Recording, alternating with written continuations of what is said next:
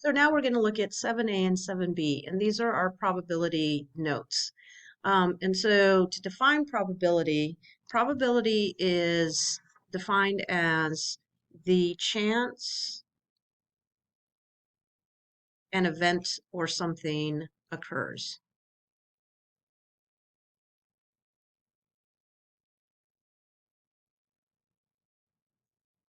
And then we have two different types. Well, we have maybe I guess one type of probability notation written in two different forms. So we write it as the probability, so capital P, and inside the parentheses we're going to write whatever that event is that we're looking at, followed by an equal sign. So this is the probability an event is occurring. We also have this idea of with this little tilde out in front, that's the probability that the event does not occur.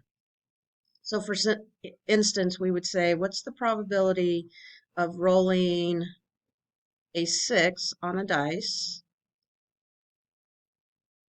Or I guess one die.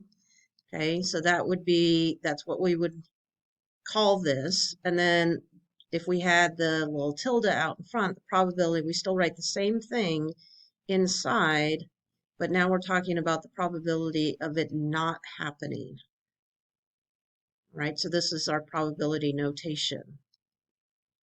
Okay, so now let's talk about the three different types of probability. There's theoretical probability, empirical probability, and subjective probability. You're probably most familiar with theoretical probability, although we most likely use subjective probability in our daily lives. So theoretical probability is the mathematical calculation. So it's the mathematical calculation, it's the mathematical definition of a probability. So it's the probability of an event. It's equal to the number of times the event occurs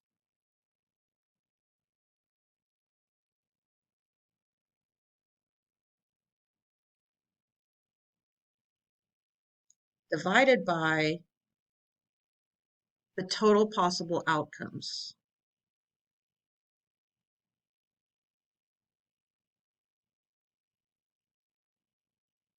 Now, one thing about theoretical probability is that you want to leave your probability, your fractions, these are always fractions, you want to leave your fraction unsimplified.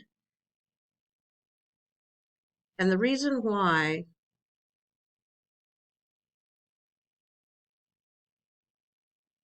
let's suppose that we wanted to find the probability of rolling a 2 or a 3 on a dice. So if we had the probability of a 2 or a 3,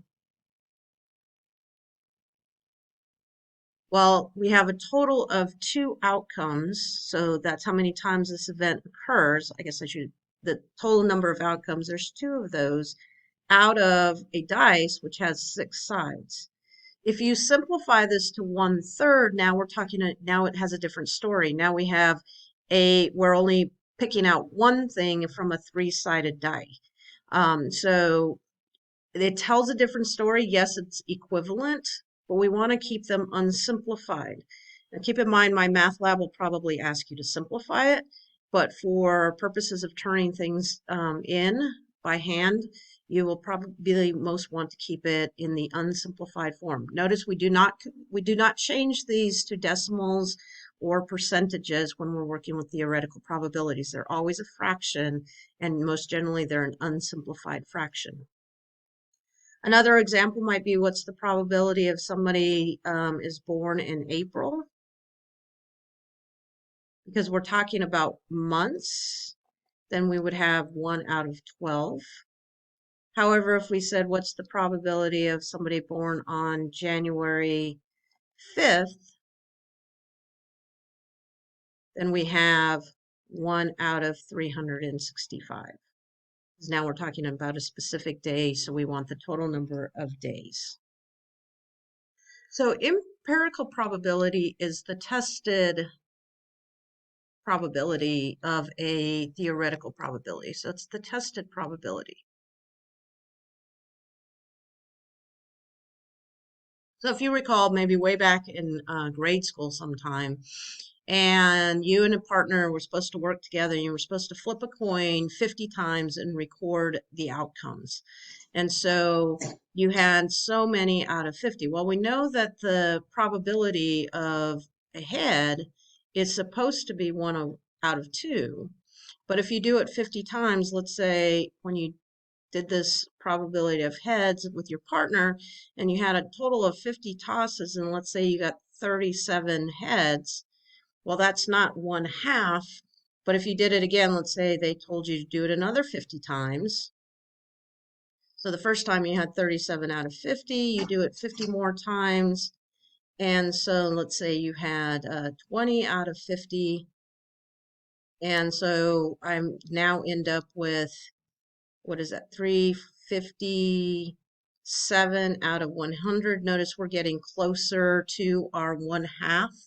So the idea behind empirical probability is the more and more times,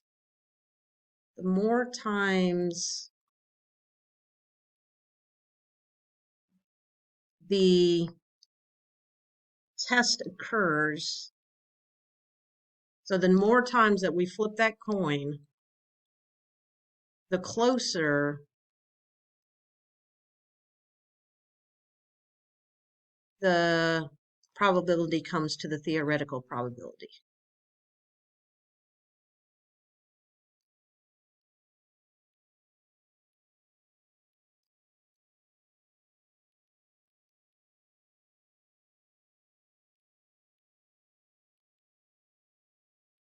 So this is actually what happens every time. So with gambling or playing cards or anytime we're playing games, we're actually doing the tested probability. The mathematical definition will always be there. The fact that we have one half for heads is a true probability, but every time we test it, we don't always get one out of two. But the more and more times we say play the game or flip the coin, the closer and closer we are going to get to this idea of one half or 50%.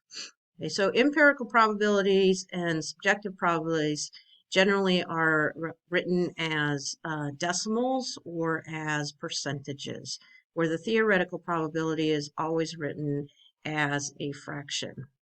So we can simplify these by all means, but most generally you're going to first write a theoretical probability as a fraction.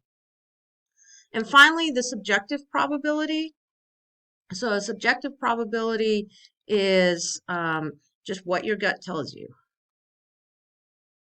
What your gut tells you or what your experience tells you.